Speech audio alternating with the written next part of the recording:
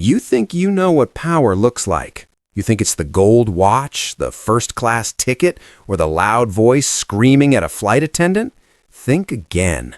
Sometimes real power is wearing a hoodie, sitting in silence, and holding a text message that can ground an entire fleet. On Flight 409 to Zurich, a wealthy socialite and an arrogant police officer thought they could bully a teenager out of seat 1A just because of how she looked. They thought they could drag her off the plane in handcuffs. But they didn't know who her father was. They didn't know that one phone call wouldn't just cancel her ticket, it would cancel the flight, end their careers, and bankrupt the airline. This is the story of the most brutal instant karma in aviation history. Buckle up. The atmosphere inside JFK International Airport's Terminal 4 carried the distinct aroma of premium coffee mixed with the chaotic energy of holiday travelers. Rain hammered against the massive glass windows this November evening, but inside Pan Atlantic Airlines' exclusive first-class lounge, tranquility reigned. Plush carpeting and the gentle clink of crystal created an oasis of calm. Maya Sterling occupied a corner spot, practically invisible to those around her. At 19 years old, she didn't match the typical profile of the lounge's clientele, or so the judgmental glances behind newspapers suggested. The young black woman wore an oversized vintage gray hoodie from a Chicago university, paired with black leggings and well-worn Converse sneakers. Her hair was pulled into a casual bun, and large noise-canceling headphones covered her ears while she scrolled through TikTok, occasionally tapping a rhythm against her knee. To casual observers, she appeared to be a standby passenger who'd gotten fortunate, perhaps an employee's relative flying on a companion ticket. However, Pan Atlantic Airlines staff should have recognized her as a VIP. Unfortunately, the regular lounge manager, Sarah, who'd known Maya since childhood, was absent due to illness. The replacement supervisor, Greg Miller, had barely acknowledged her boarding pass before admitting her with a sneer, muttering complaints about declining standards to his colleague. Maya remained unbothered. Exhausted from finals week at Northwestern, she was simply trying to reach Zurich to surprise her father with a birthday visit. Sleep was her only priority. The announcement chimed softly. Flight 409 to Zurich is now boarding first and business class passengers at gate B12. Maya rose, shouldering her worn backpack. As she headed toward the exit, a woman in a beige cashmere coat shoved past her forcefully enough to make Maya stumble. "Pay attention to where you're going," the woman snapped sharply. This was Eleanor Vance, tall, blonde, and radiating the particular arrogance that comes from decades of unchecked privilege. Her husband's minor real estate empire in Manhattan convinced Eleanor that every interaction was a transaction she needed to dominate. "Sorry," Maya mumbled, lowering her headphones. Eleanor didn't even glance back, marching to the counter and slamming down her platinum card. "I need assurance that my seat will be properly cleaned before boarding. Last time there was a smudge on the screen. Completely unacceptable." Greg Miller responded with obsequious enthusiasm. "Absolutely, Mrs. Vance. We're honored to have you flying with us again. You're assigned to 1B today. Excellent selection." Maya waited until Eleanor departed before approaching the desk. She scanned her boarding pass at the automated gate, which beeped green. Seat 1A. Maya sighed internally. She loved window seats, but sitting beside the woman who'd just pushed her would be problematic. She pulled her hood, determined to sleep through the entire 8-hour journey. The contrast between economy and first class was stark. The economy boarding line was a chaotic mass of stressed, shouting people. The first-class jet bridge stood nearly empty except for Eleanor's clicking heels ahead and a suited man speaking loudly on his phone behind Maya. Stepping onto the aircraft, Maya encountered dim purple lighting designed for relaxation. Pan Atlantic's Dreamliner first-class cabin was enormous, featuring not just seats, but private suites with sliding doors. Maya located seat 1A, tossed her backpack into the overhead compartment, and settled into the fresh leather seat. She immediately reclined slightly, grabbed the complimentary blanket, curled up, and replaced her headphones. Her eyes closed. She missed the expression on the flight attendant's face when he noticed her. The attendant, Todd, distinguished by his perfectly styled hair and an uncomfortably tight tie, frowned. He checked his manifest, saw the name M. Sterling, and based on the hoodie and sneakers, assumed a booking error or incorrect upgrade. Busy preparing champagne for what he considered real guests, he decided to address it later. That was his critical mistake. 5 minutes later, the piece shattered. Maya was dozing when a sharp jab hit her shoulder, not a polite tap, but an aggressive poke. She opened one eye and lifted an ear cup from her headphones. Eleanor Vance loomed over Maya's suite, pointing a manicured finger at her face. Behind Eleanor stood Todd, appearing anxious but clearly supporting the woman in the cashmere coat. "You," Eleanor declared with dripping disdain, "you're in my space." Maya blinked in confusion. "Excuse me?" "This area," Eleanor gestured vaguely at the front row, "is reserved for first-class passengers. The crew rest area is in the back, or wherever it is people like you sit." Maya sat up straighter, sleepiness replaced by cold alertness. "I have a ticket for this seat, 1A. "Don't lie to me," Eleanor scoffed, turning to Todd. "Check her ticket. Obviously the system malfunctioned. Just look at her. She looks like she's here for cleaning duty, not flying." The insult hung heavy in the air. Several nearby passengers turned to watch. The suited man behind them paused his call to observe. Todd cleared his throat, stepping forward with his best customer service smile, though it failed to reach his eyes. "Miss," he said, his tone patronizingly slow, "I believe there's been a confusion. May I please see your boarding pass?" Maya retrieved her phone from her pocket and displayed the digital pass. Maya Sterling, Flight 409, JFK ZRH, Seat 1A. Todd stared at the screen, blinking. It appeared legitimate, but his prejudice shouted louder than the evidence before him. "I see," Todd said hesitantly. "Well," demanded Eleanor, "remove her. I have anxiety, Todd, you know this. I cannot sit beside this. She's destroying the atmosphere. I paid $12,000 for this flight. I expect a certain caliber of neighbor." "Ma'am," Maya said, her voice steady, "I paid for this ticket. I'm not moving." "You paid?" Eleanor released a harsh, barking laugh. "With what? Stolen credit cards? Or is this some diversity scholarship program Pan Atlantic is operating?" "Mrs. Vance, please," Todd said, but he wasn't stopping her. He turned back to Maya. "Miss, listen, we have a completely full flight today. There appears to be a duplicate booking situation." "There's no duplicate," Maya stated. "My name is on the manifest." "I can't locate it currently. The system is experiencing issues. However, to maintain peace, I can offer you a seat in premium economy. It's quite comfortable, extra legroom." Maya looked at Todd with disbelief. "You want me to downgrade from a first-class suite to economy because this woman dislikes my hoodie?" "It's not about the hoodie," Todd said, his voice hardening. "It's about valid ticketing, and frankly, your behavior is becoming aggressive." "Aggressive?" Maya raised her eyebrows. "I haven't moved. I haven't raised my voice."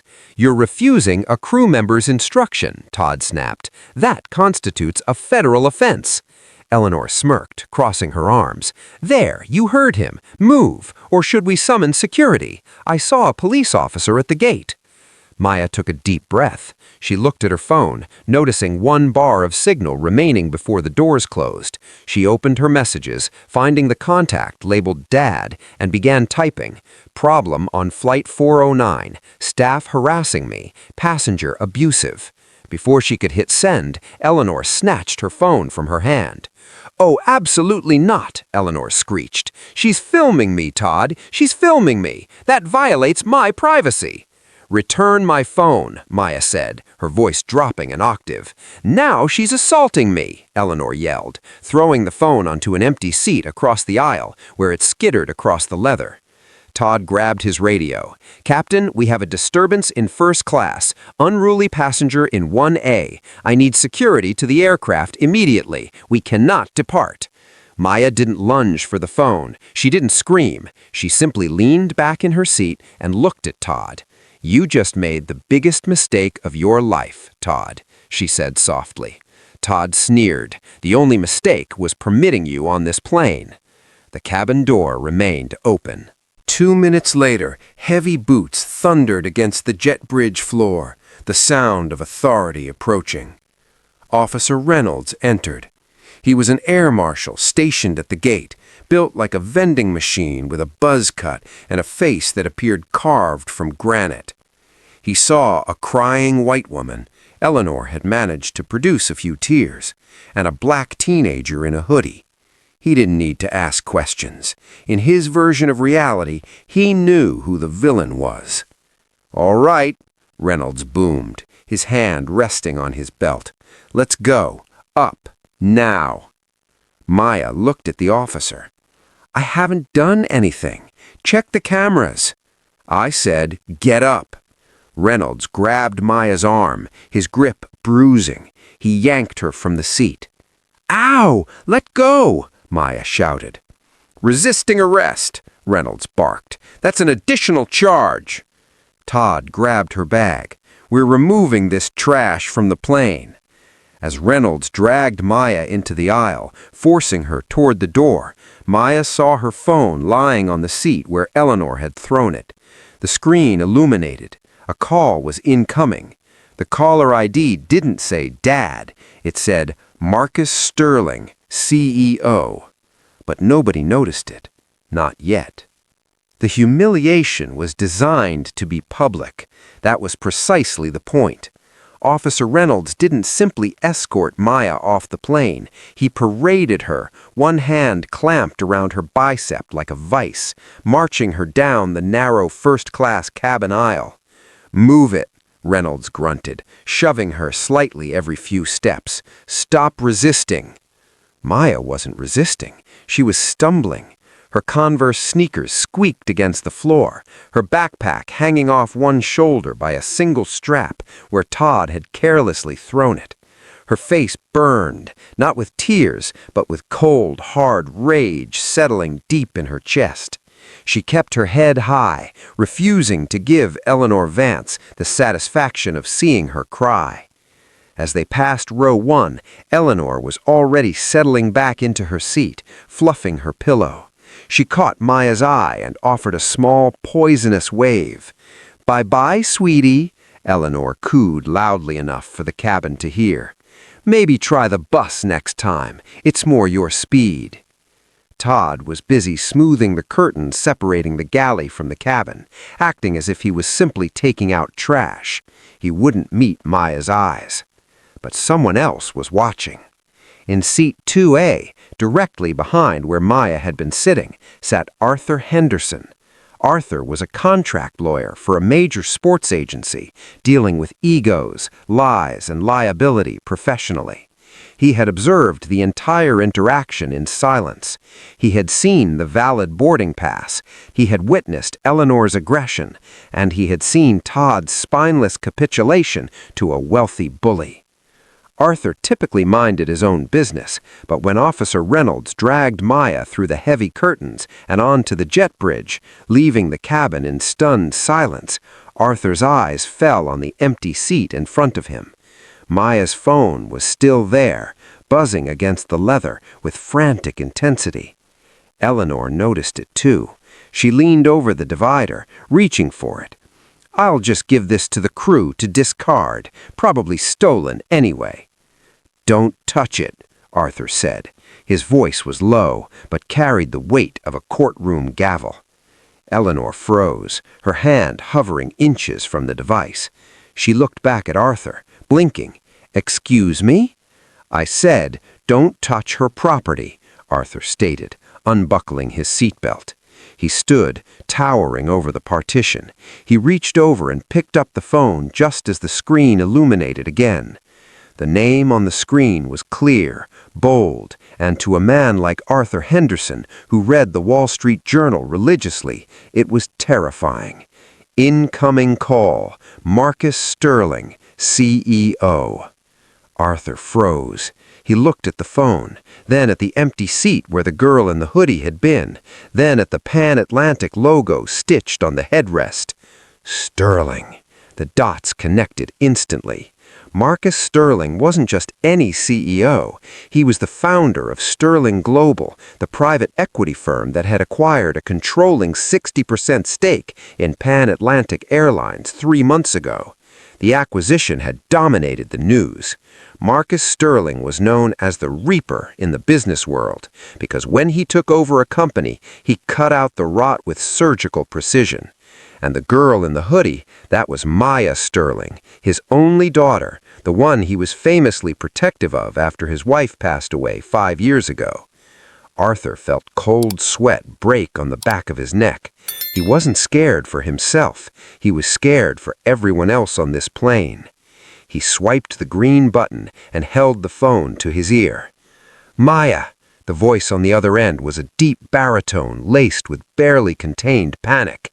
Maya, why did the call disconnect? I'm tracking your location. It indicates you're still at the gate, but your heart rate monitor on your watch just spiked to 140. What's happening?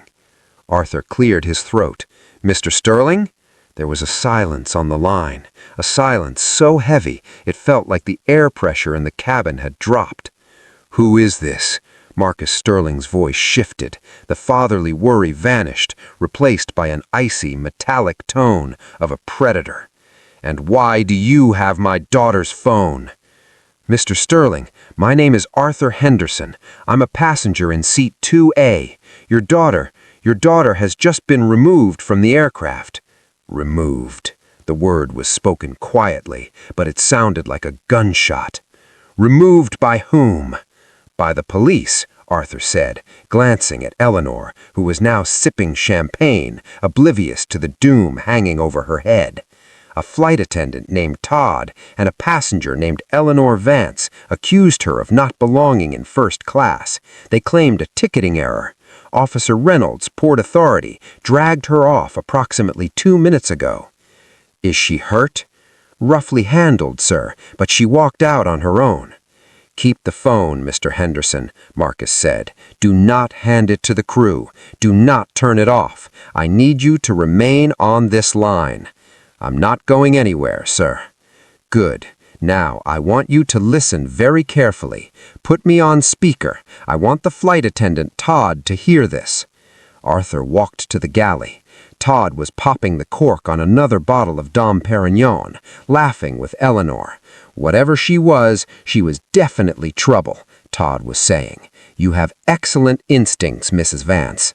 Excuse me, Arthur said, holding the phone out. Todd, is it? Todd turned, annoyed. Sir, please return to your seat. We're preparing for pushback. You aren't pushing back, Arthur said, a grim smile playing on his lips. You have a call. I'm not accepting personal calls, Todd scoffed. It's not for me, Arthur said. He tapped the speaker button. Go ahead, Mr. Sterling.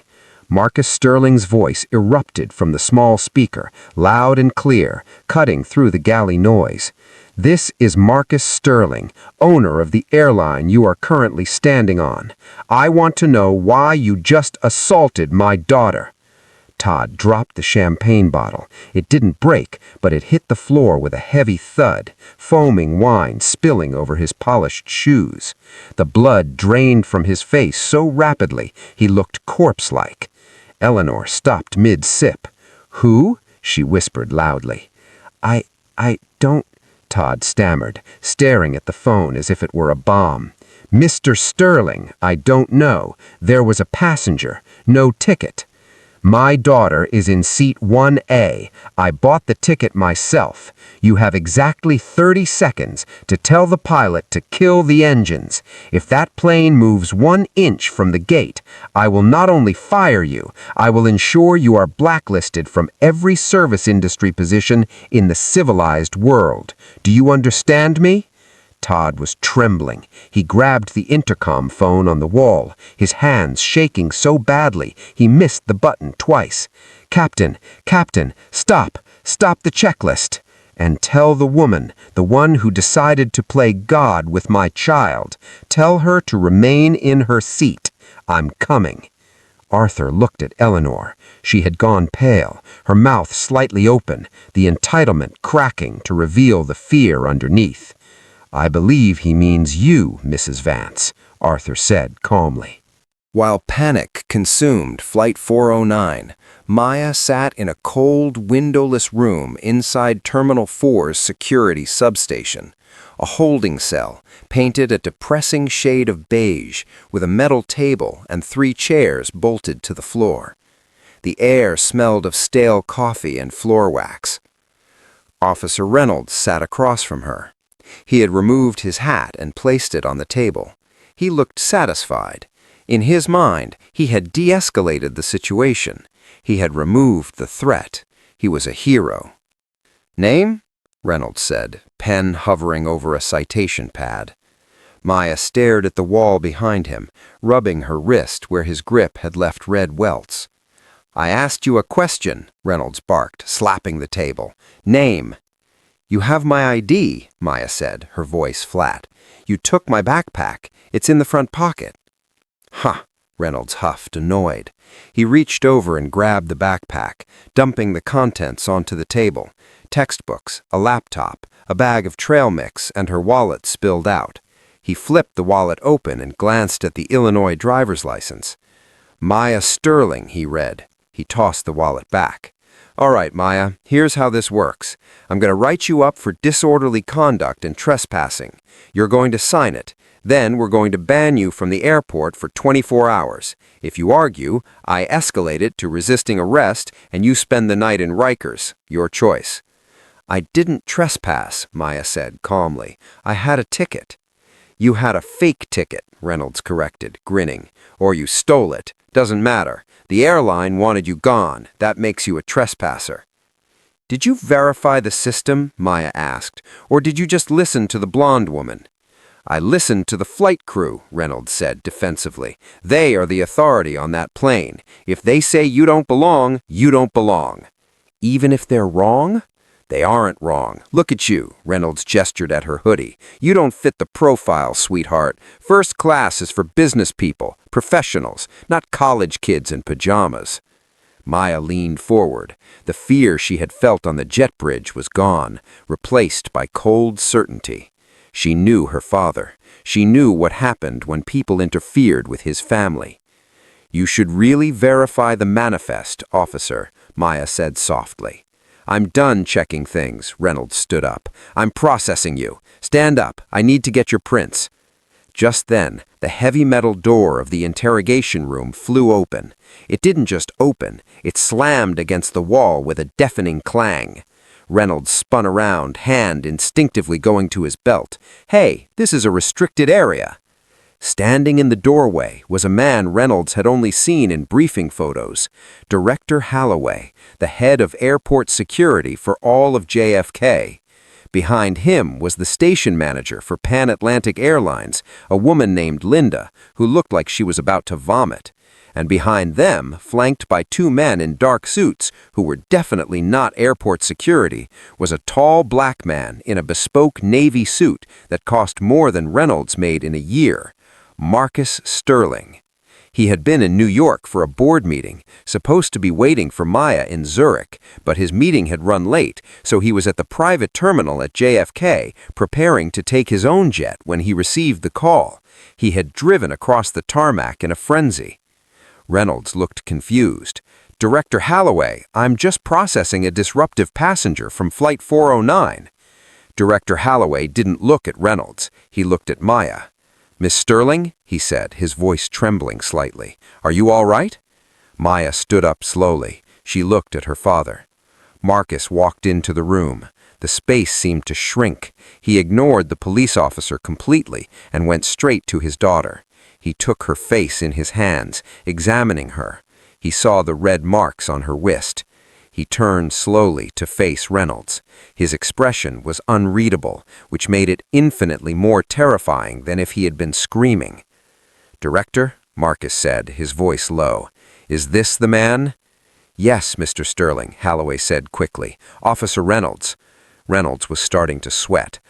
I don't understand. Who is this?" Marcus stepped closer to Reynolds. He was 3 inches taller than the cop. "I am the man who pays for the fuel in your patrol cars. I am the man who owns the airline you just dragged my daughter off of." Reynolds' eyes went wide. He looked at Maya, then back at Marcus. Your daughter? But the flight attendant said..." "I don't care what the flight attendant said. I care about what you did. You put your hands on my child." Marcus picked up the citation pad from the table. He read the charge, disorderly conduct. He ripped the paper in half, then in half again. He let the pieces flutter to the floor.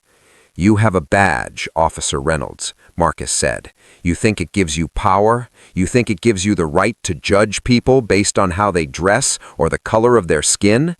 Marcus leaned in close, his voice a whisper that sounded like a knife scraping bone. "Today, you're going to learn that there's always a bigger fish, and you just bit the shark." Reynolds looked at Holloway for support. "Director, I followed protocol. The airline requested removal." "The airline," Linda squeaked from the back, "did not authorize physical force, officer. You acted unilaterally." "Unilaterally?" Reynolds sputtered. "Todd told me to take her." "Todd is currently being removed from the aircraft, along with the rest of the crew and the passenger who started this." Marcus turned to Maya. "Get your bag, Maya. We're leaving." "Leaving?" Reynolds asked dumbly. "But the paperwork." "There is no paperwork," Holloway snapped at Reynolds. "You are suspended, Reynolds. Badge and gun on the table. Internal Affairs is already on their way down." "Suspended?" Reynolds' face turned purple. "For doing my job?" "For profiling, for false arrest, for assault on a minor, and for stupidity." Marcus put his arm around Maya, guiding her toward the door. As they passed Reynolds, Maya stopped. She looked the officer up and down, mimicking the look he had given her earlier. "You were right about one thing," Maya said. "I didn't fit the profile." She smiled, but it didn't reach her eyes. "I owned the profile." The atmosphere on Flight 409 had shifted from awkward tension to suffocating dread. Arthur Henderson still held Maya's phone, his hand trembling slightly. The line had gone dead after Marcus Sterling hung up, but the weight of the conversation lingered in the air like smoke. Todd was paralyzed in the galley, wiping the same spot on the counter repeatedly, his face pale, eyes darting toward the cockpit door. He knew he should inform the captain about what had just transpired. He knew he should warn the pilots that the owner of the airline had just threatened to end their careers. But fear kept him rooted to the spot. He prayed it was a prank. Maybe Arthur was lying. Maybe the voice on the phone was just a recording. In seat 1B, Eleanor Vance was busy texting, annoyed that the plane hadn't moved yet, but feeling smug satisfaction. She had won. The riffraff was gone. The first-class cabin was restored to its proper state of exclusivity. "Finally quiet," she muttered to the man across the aisle, a bored-looking tech executive. "Honestly, they let anyone in here these days. It's a security risk." The man didn't respond. He was staring out the window. "Are we moving?" Eleanor asked loudly, looking around for Todd. "Todd, champagne, and tell the pilot to hurry up. I have a dinner reservation in Zurich at 8. Suddenly, the low hum of the engines, the sound of air being cycled and turbines spinning up, cut out. The silence was instant and jarring.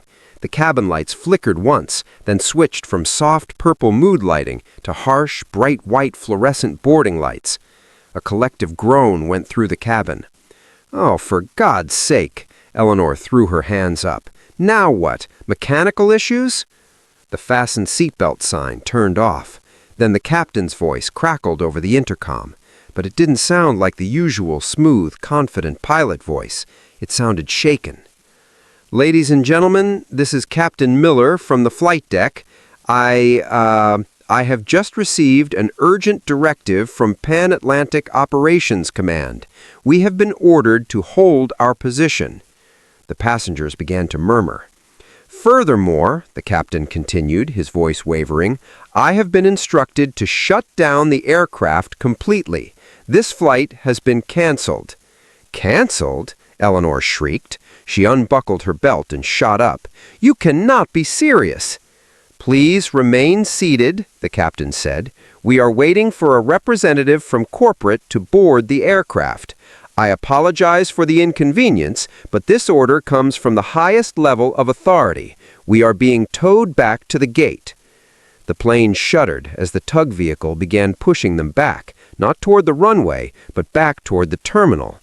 Arthur Henderson sat back in seat 2A and let out a long, low whistle.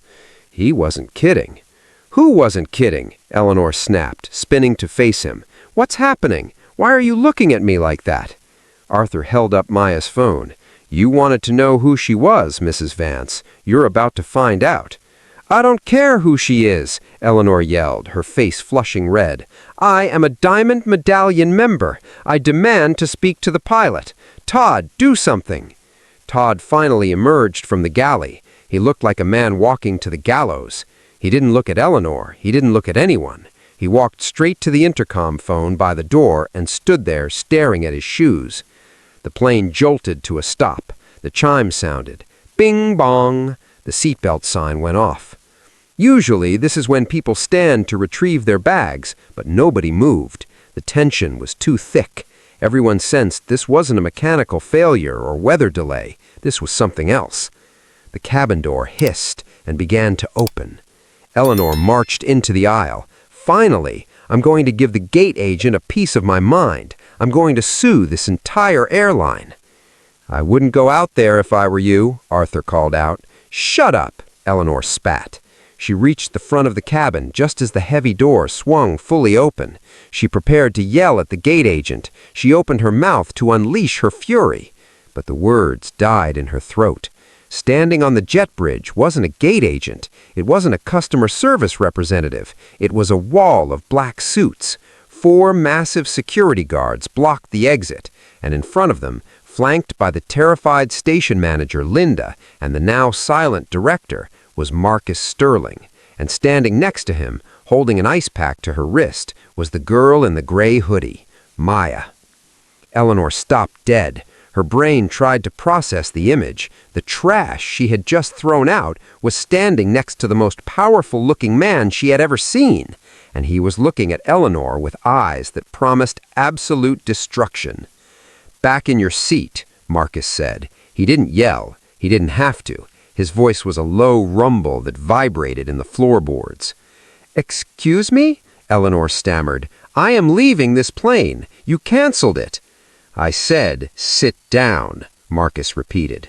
One of the security guards stepped forward. Eleanor gasped and scurried backward, retreating into Eleanor 1B, clutching her pearls. Marcus stepped onto the plane, ducking slightly to clear the doorway. He walked into the first-class cabin, Maya right beside him. The entire cabin was silent. You could hear a pin drop. Marcus stood in the center of the aisle. He looked at Todd, who was pressing himself against the galley wall as if trying to merge with the plastic. Then he looked at Eleanor. "My name is Marcus Sterling. I am the CEO of Sterling Global and the owner of Pan Atlantic Airlines." A collective gasp rippled through the passengers. The man in the suit behind Maya's seat whispered, "Holy!" "I apologize to the passengers for the cancellation of this flight, but I have a strict policy regarding my aircraft. I do not transport cargo that is toxic, and unfortunately, it appears this cabin has been contaminated." He turned his gaze slowly to Eleanor. "You!" Eleanor trembled. "Me? I didn't know. Surely we can—" "You had my daughter arrested. You humiliated her. You called her trash. You judged her by her clothes and the color of her skin, assuming she couldn't possibly afford a seat next to you." She was being aggressive. Ask the flight attendant. Todd, tell him." Marcus turned to Todd. "Yes, Todd, tell me. Was my daughter aggressive, or did you just assume that the loud, rich white woman was right and the quiet black girl was wrong? Todd opened his mouth, but no sound came out. He looked at Maya. Maya looked back at him, her expression stony. I made a mistake, sir, Todd whispered.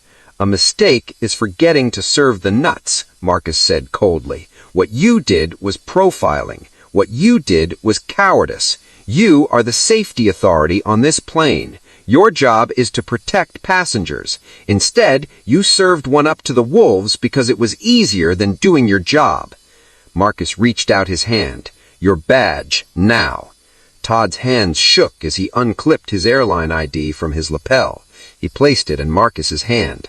You are fired, Marcus said, effective immediately. You will not fly for us. You will not fly for anyone.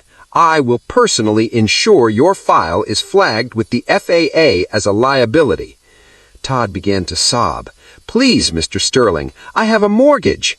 You should have thought about that before you threw a 19-year-old girl off a plane for existing. Get off my aircraft. Todd stumbled past them, weeping, and ran up the jet bridge. Marcus turned back to Eleanor. Now, Mrs. Vance. Eleanor sat up straighter, trying to summon the remnants of her entitlement. You can't fire me. I'm a paying customer. I have rights. You have a ticket, a contract of carriage, and if you read the fine print, Section 8, Clause 4 states that the airline reserves the right to refuse service to anyone who poses a threat to the safety, comfort, or dignity of other passengers or crew. Marcus pulled out his phone. I just revoked your status. Your diamond medallion membership, gone. Your miles, wiped. Your return ticket, canceled. You can't do that, Eleanor screeched. I will sue you. My husband knows people.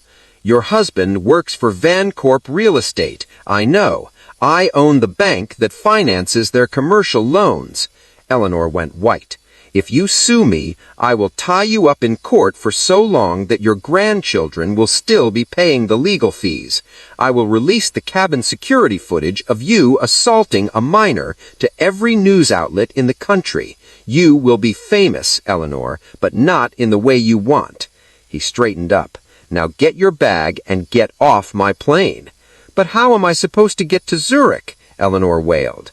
I hear the bus is more your speed, Maya said, echoing Eleanor's earlier insult. A few passengers chuckled, then a few more. Soon the entire cabin was laughing. Eleanor grabbed her bag, her face a mask of humiliation. She rushed toward the door, head down, the sound of laughter following her all the way out. The cabin quieted again, but the tension had broken, replaced by awe. Marcus Sterling stood in the aisle, looking at the remaining passengers. He took a deep breath, his demeanor shifting from avenging angel to professional CEO. Ladies and gentlemen, he said, his voice softer now, I know this has been an ordeal. You've been delayed, and you've witnessed an ugly scene. For that, I apologize. He looked at Arthur Henderson in seat 2A. Mr. Henderson, Arthur stood up. Mr. Sterling, you helped my daughter when no one else would. You called me. You stood up for her. It was the right thing to do, Arthur shrugged. While Maya and the fortunate first-class passengers were being shuttled in luxury SUVs to Marcus Sterling's private hangar, the reality of the situation was crashing down on the antagonists in the terminal. Eleanor Vance stood at the baggage claim, screaming at a kiosk that wouldn't accept her passport. The system had flagged her ID. When she tried to approach another airline's counter to purchase a new ticket, the agent typed in her name and frowned. I'm sorry, ma'am, the agent said. Your name has been added to the no-fly list for a Level 3 security incident at Gate B12 today. I can't sell you a ticket. That's impossible, Eleanor screamed. It was Pan-Atlantic, not you. The list is shared, ma'am, the agent said, closing her window. Next passenger, please. Eleanor was stranded in New York. It was raining, and when she tried to call an Uber, she realized her husband had frozen their joint credit card. News travels fast in the world of high finance. Meanwhile, in the security office, Officer Reynolds sat on a plastic chair in the hallway, stripped of his badge and gun. He watched as his union representative argued with Director Holloway inside the glass-walled office. He couldn't hear the words, but he saw the body language. The union rep shook his head. Holloway pointed at security footage playing on a monitor, footage of Reynolds dragging a non-resistant teenager. The union rep came out 5 minutes later, looking grim. "It's bad, Reynolds," the rep said. "They can't fire me," Reynolds said, his voice cracking. "I have 20 years on the force." "They aren't just firing you," the rep sighed. "Sterling's lawyers just sent over an intent to sue for civil rights violations. The department doesn't want the heat. They're offering you a choice: immediate resignation with forfeiture of pension, or they take it to trial and you lose everything." Reynolds put his head in his hands. But the sweetest justice was yet to come, because as the Gulfstream G650 climbed into the night sky, soaring far above the rain and the drama, someone had uploaded a video. Arthur Henderson hadn't just watched, he had recorded the initial confrontation on his iPad before he intervened. He posted it to Twitter with the caption, "Karen and power-tripping cop try to bully the wrong girl. Wait until they find out who her dad is. Instant karma on Flight 409. By the time the plane reached cruising altitude, the video had 2 million views. The interior of the Gulfstream G650 was a world away from the tension in Terminal 4. Soft, beige leather seats, walnut trim, and the quiet hum of engines that sounded more like a whisper than a roar. Maya sat across from her father, a plate of warm chocolate chip cookies between them. She had finally changed out of her hoodie into a comfortable cashmere sweater her dad kept on the jet for her. She looked younger now, the hardness in her eyes replaced by exhaustion. "You okay?" asked Marcus, sliding a glass of sparkling cider toward her. Maya nodded slowly. I don't get it, Dad. I didn't say anything to her. I didn't even look at her. She just decided I didn't belong." Marcus sighed, a sound that seemed to carry the weight of the world. He looked out the window at the stars. "Some people, Maya, build their entire self-worth on being above others. When they see someone they think is beneath them, occupying their space, it breaks their reality. They panic and they attack. But remember what I told you. True power isn't about being loud. It's about being able to change the room without raising your voice." In the back of the cabin, the mood was festive. The passengers from Flight 409 were mingling, enjoying the open bar. Arthur Henderson was chatting with the tech executive, laughing about the look on Todd's face. But Arthur grew serious as he walked over to Marcus and Maya. "Mr. Sterling," Arthur said, "I just wanted to show you something." He handed Marcus his iPad. It was open to Twitter. The video Arthur had posted, the one showing Eleanor poking Maya and Officer Reynolds grabbing her, was trending #1 globally. Hashtag Boycott Pan Atlantic was trending #2, though Marcus would have to fix that later with a press release explaining he had fired the bad apples. Hashtag Seat 1A was trending at #3. "The internet is doing its thing," Arthur said.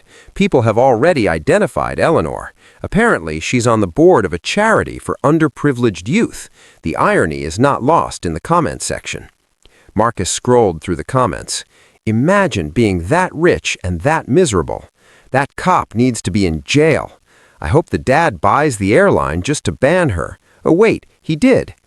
Marcus handed the iPad back. "Good," he said simply. "Let the world see them."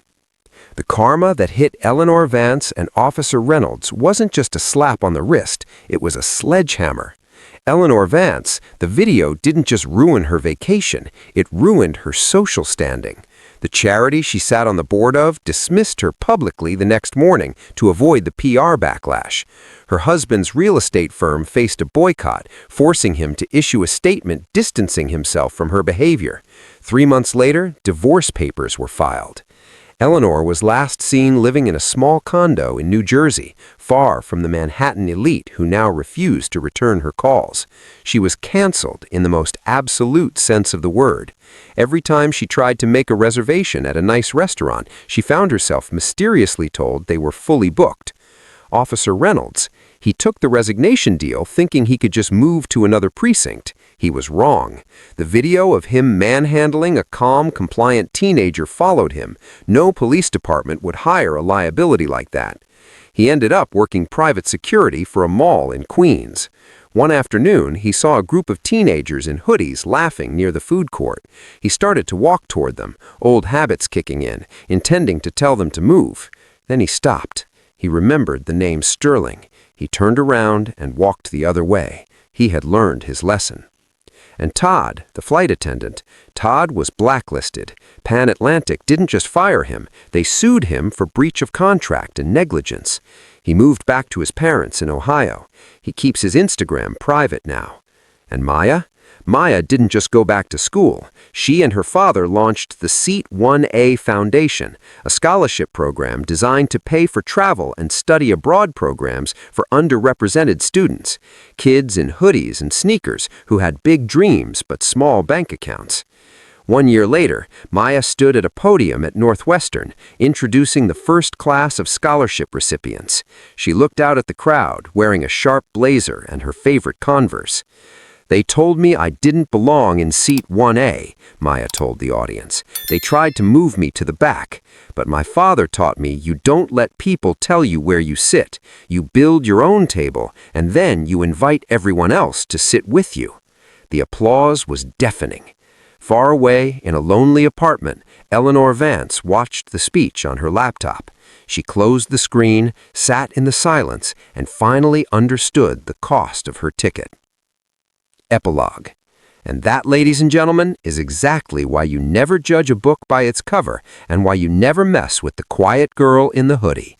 Eleanor Vance and Officer Reynolds thought they had all the power because of a uniform and a platinum credit card, but they learned the hard way that real power moves in silence. What would you have done if you were in Maya's shoes? Would you have kept the cool or would you have snapped? And have you ever witnessed behavior like this on a plane? Let me know your craziest travel stories in the comments below. If you enjoyed this story of instant karma and justice served cold, please crush that like button. It really helps the channel grow. And don't forget to subscribe and hit the bell notification so you never miss a story. We post new drama every week. Thanks for watching and stay humble.